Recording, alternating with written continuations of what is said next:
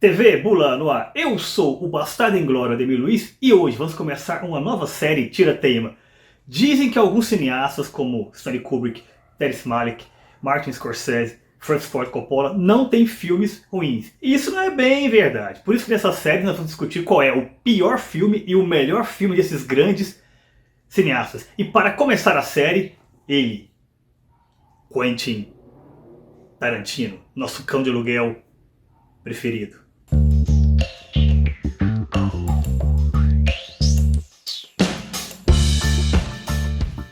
Cineastas são basicamente, pelo menos a maior parte das vezes, funcionários de estúdios. Só que alguns deles conseguem, por seu talento, por seu carisma, virar figuras populares, figuras públicas mesmo. Alguns exemplos: George Lucas, Steven Spielberg, o patriarca disso tudo, que é o Cecil B. DeMille, que ele sempre aparecia ali no começo dos filmes fazendo uma apresentação. Aconteceu isso, Os 10 Mandamentos, Sansão e Dalila, e por aí vai. E o mais famoso de todos, que é o Alfred Hitchcock, que, pelo contrário do Cecil B. DeMille, ele não aparecia fazendo uma apresentação dos filmes, fazia isso na série de televisão. Ele aparecia literalmente dentro do filme, em uma ponta, passeando com o cachorro, arrumando o relógio, indo daqui para lá. As pessoas realmente esperavam por isso. E por quê? Porque essas figuras eram tão conhecidas quanto os seus atores. Na geração atual de cineastas, quem talvez melhor soube trabalhar com essa ideia de transformar a si mesmo em espécie de ícone de cinema foi Quentin Tarantino. Quem aqui nunca viu aquelas camisetas?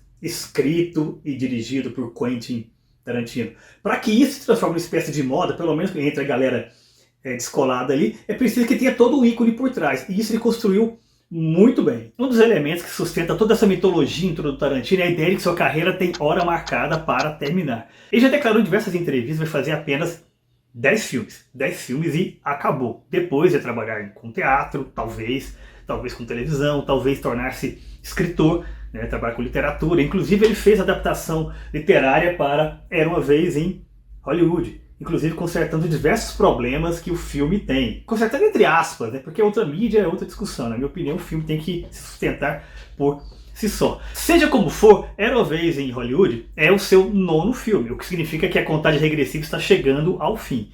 E embora eu acredite que o Tarantino vai trapacear nessa conta aí, como ele fez, por exemplo, com Kill Bill Volume 1 e Volume 2, e que ele conta como um filme só, creio até que ele vai fazer um Kill Bill Volume 3 e retirar da conta e deixar o 10º filme para uma outra coisa. Talvez aí o grande desafio do Oscar. O último desafio do Oscar.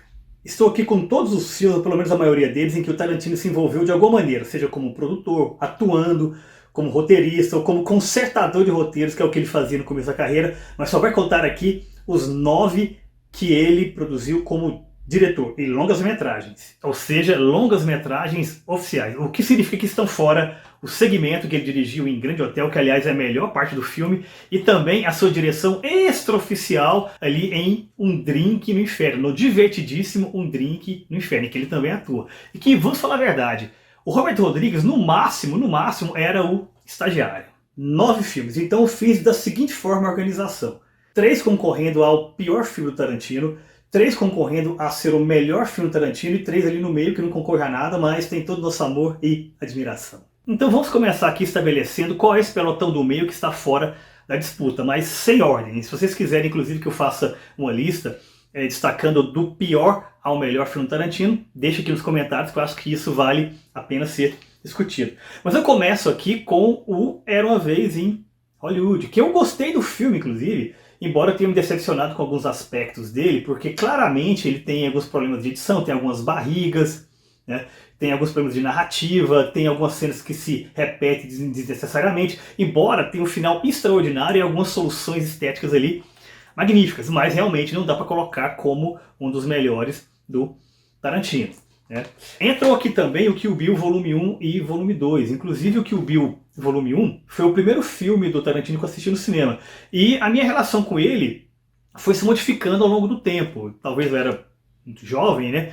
Mas eu não entendi a proposta inicialmente, né? Depois eu fui rever, aluguei o filme, depois eu comprei o DVD e por aí vai, e vi que realmente havia uma proposta estética muito sofisticada por trás. Sobretudo a maneira como ele desconstruiu o primeiro filme, transformando o segundo numa espécie de faroeste modernizado. Então Kill Bill é um grande filme, hoje em dia eu gosto muito dos dois, mas infelizmente o top 3 é tão forte que não tem espaço para uma obra-prima como Kill Bill. E por último aqui, é um filme que disputou muito com um dos que ficou para concorrer com o pior, que é Os Oito Odiados, que é, na minha opinião, um grande feito técnico, né? O Tarantino ele usou este filme aqui para poder pensar técnicas de teatro filmado, técnicas de filmagem mesmo, né? Usando 70mm e tal.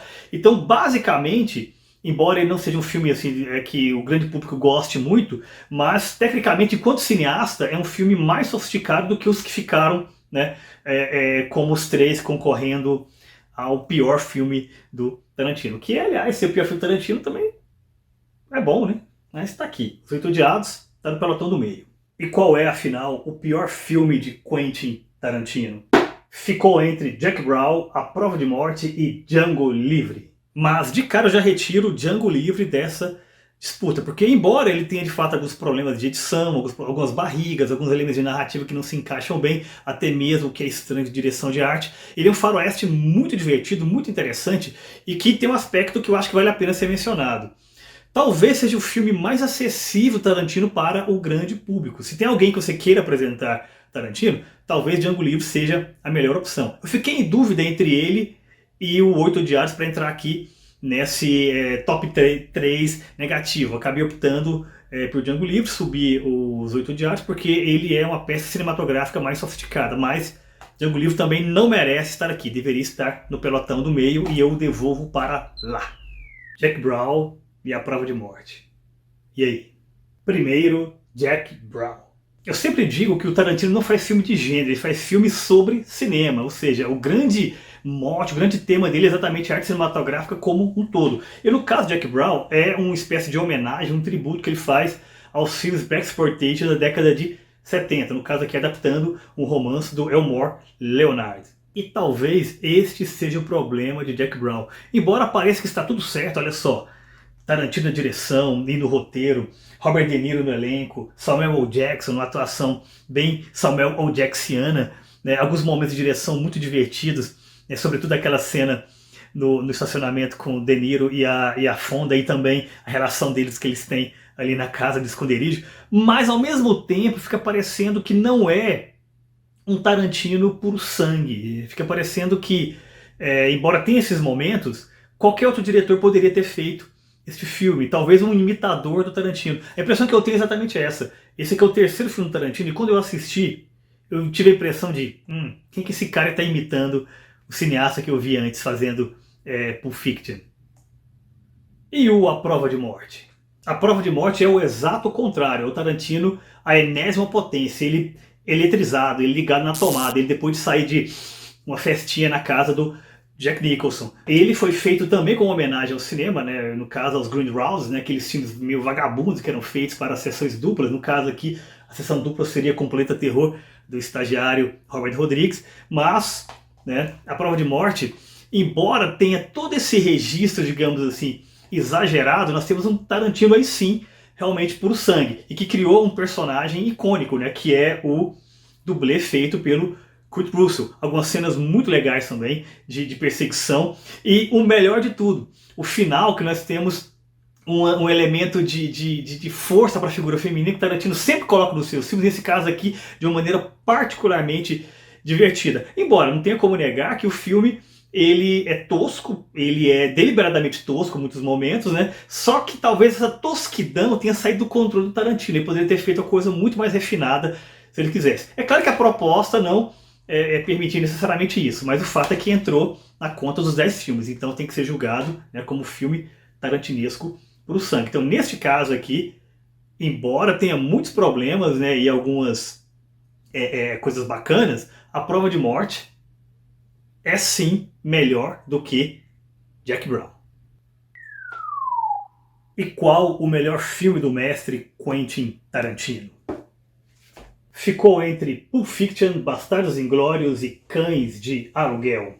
E infelizmente, muito infelizmente, eu tenho que retirar da disputa Cães de Aluguel, que foi a estreia do Tarantino, inclusive uma estreia extraordinária, né? Logo no começo ele foi chamado de um novo Martin Scorsese, e de fato merecido, né? O filme ele só veio à luz do dia porque o Harvey Keitel teve acesso ao roteiro, gostou muito, né? Quis produzir o filme. O Tarantino naquele momento ele era um cara que circulava ali pelos estúdios, fazia alguns trabalhos, tal, muitas vezes, como eu disse até agora, consertando roteiros problemáticos, mas não tinha tido uma grande chance. E aqui ele teve a chance de escrever e dirigir. Já havia vendido alguns roteiros, mas não era a grande chance que poderia ter tido. E aqui teve e aproveitou muito, né? Fez um filme extraordinário, com ritmo, né? Com atuações fantásticas. Aqui já estabeleceu completamente, né, o seu estilo. Os personagens que aparecem aqui são depois estabelecidos, né, em outras relações lá na frente, quase como se fosse uma espécie de eco, o que a gente chama de universo tarantinesco, né, que para muita gente dialoga, né, todos os filmes dialogam entre si. Começou de fato aqui. E, sobretudo, aquela ideia dos diálogos tarantinescos, né, que discutem cultura pop, discute violência, discute questões sociais e tudo mais e tal, estão muito bem estabelecidos, mas, infelizmente, por questões puramente técnicas, porque é um primeiro filme, né, e feito com orçamento reduzido, realmente não dá para colocar, né, no mesmo patamar dos outros dois, né, que é o Bastardos Inglórios e Pulp Fiction, que são verdadeiras obras-primas e extremamente bem produzidas e feitas por um cineasta mais experimentado, né. Realmente não deu para Cães de Aluguel, mas é um filme extraordinário. Inclusive, de alguma maneira, eles estão um pouquinho acima do Kill Bill. Acho que é um pouquinho melhor, mas Kill Bill também poderia estar nessa disputa dos melhores. E falando em cães, agora a briga de cachorro grande. Pulp Fiction e Bastardos Inglórios. E aí? Fato. Quentin Tarantino considera Bastardos Inglórios seu melhor filme. Ele inclusive colocou isso na cena final da projeção, em que o Brad Pitt, né, em um close, né, segurando uma faca gigante, que ele acabou de tatuar uma suástica na testa de um nazista maldito, né, diz: essa é minha obra-prima. O Brad Pitt se refere à suástica e o Tarantino se refere ao seu filme. Porém, nós sabemos de uma coisa: a opinião do autor quase sempre vale muito pouco. Embora, e aí é o fato número 2, Bastardos Inglórios foi o roteiro em que o Tarantino mais trabalhou. Ele ficou muitos e muitos e muitos anos lapidando o roteiro. Nós sabemos que a questão da escrita é algo que ele se preocupa muito. Ele é um cineasta, de alguma maneira, cineasta dramaturgo, né, que a força do diálogo chama a força das imagens, né? Então seu filme é muito contrabalançado nesse elemento da imagem com o diálogo, e aqui é onde isso talvez melhor se estabeleça. Então o roteiro é o forte do filme Bastardos Inglórios. Aliás, foi neste roteiro que Tarantino criou talvez a sua marca autoral mais original para o cinema, que é a ideia de que ele está construindo filmes que se passam em um universo paralelo. Os filmes dialogam entre si e que essa história que ele está contando não é necessariamente a história que nós vivenciamos no nosso mundo. Neste mundo aqui, o austríaco de bigodinho, que era chanceler na Alemanha, ele morreu metralhado em um cinema em chamas. Por que não? Essa mesma estratégia ele usou depois em Era Uma Vez em Hollywood, e é extremamente bem conduzida. Sem esquecer a sofisticação do uso da língua. Vários momentos eles são falados em alemão ou em francês, não necessariamente em inglês, né? E isso é incorporado de maneira muito inteligente à narrativa. Estou reconhecendo o seu sotaque. Soma-se a isso o desfile extraordinário de personagens carismáticos e momentos icônicos. Au revoir, Shoshana! Então vamos fechar a banca e concordar com o Tarantino que esse é mesmo o seu melhor filme? Não. Então, Bastardos Inglórios é melhor produzido do que Pulp Fiction? Com certeza. O escopo narrativo de Bastardos Inglórios é maior do que o de Pulp Fiction? Sim. Bastardos Inglórios é mais original do que Pulp Fiction? Talvez. Mas a minha pergunta é: se você tivesse que escolher para comprar uma camiseta, qual camiseta você compraria? De Bastardos Inglórios ou de Pulp Fiction? Momento Coach Bula. Lição para a vida. Nem sempre o que é obviamente maior é necessariamente melhor ou mais influente. De qual filme Tarantino você sabe de cor diálogos inteiros e melhor, os trouxe para a sua vida? That's dead, baby. That's dead. De qual filme Tarantino você cogitaria fazer cosplay dos personagens? De qual filme Tarantino você escuta a trilha sonora regularmente? Qual filme Tarantino gerou o melhor meme?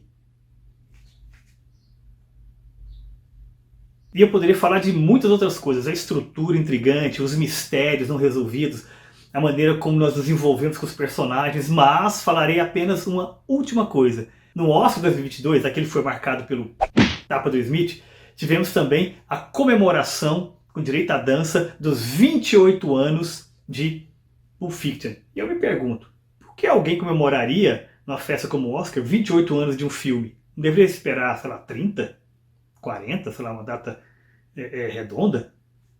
É a força do ícone. Conclusão, não tem como, Pulp Fiction é mesmo o melhor filme de Quentin Tarantino. Algumas pessoas podem questionar, mas questiona até o Pelé, né? Volta e meia aparece alguém dizendo que existe algum atleta melhor do que ele, dizem que o Maradona é melhor que ele, dizem que o Messi, a moda hoje em dia é essa, dizer é melhor que ele, o Cruyff já foi, mas não tem como, né?